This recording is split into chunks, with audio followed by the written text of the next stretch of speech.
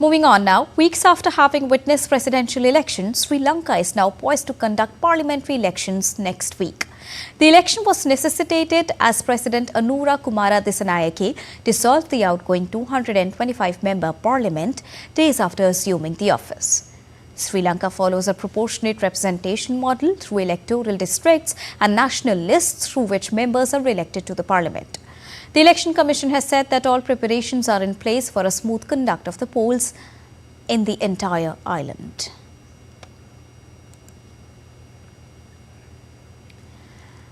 Dr. Ahmed Moin Farooqi joins us from Colombo to get us more on this. A very good morning from India, Dr. Ahmed.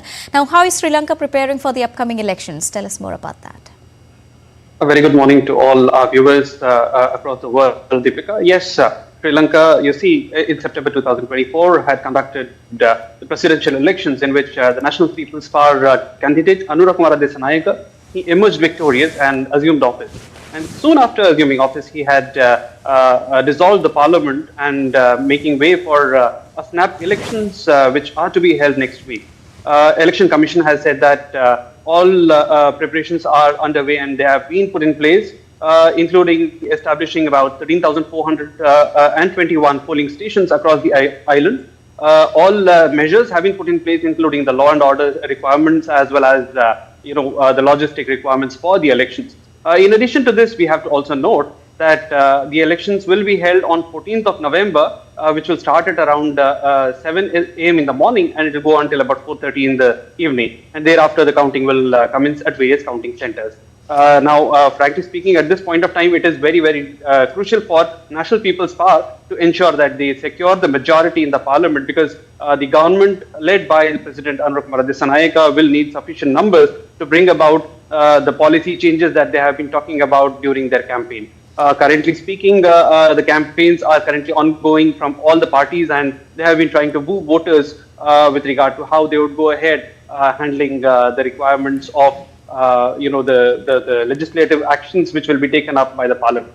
So it is going to be a very interesting kind of an election, given that NPP will be looking forward to getting a majority in the parliament as well. However, we also have to note that the opposition parties will try to put a good fight because they have had secured more than 50% of the vote in the presidential election put together. Anura Kumara Dissanayake had secured only about 43% of the total vote. So there is a lot at stake here for all the parties. Now, considering the economic revamp in focus for Sri Lanka, who are the candidates in the battleground vouching for the top job? Deepika, you see, there are 22 electoral districts and each electoral district has a certain number of candidates who are, vouching for being elected into the parliament. From Colombo district, we have the Prime Minister, Harini Amarasuriya herself, as the candidate for the NPP. In addition to her, there are two other candidates from the NPP here who are among the prominent names.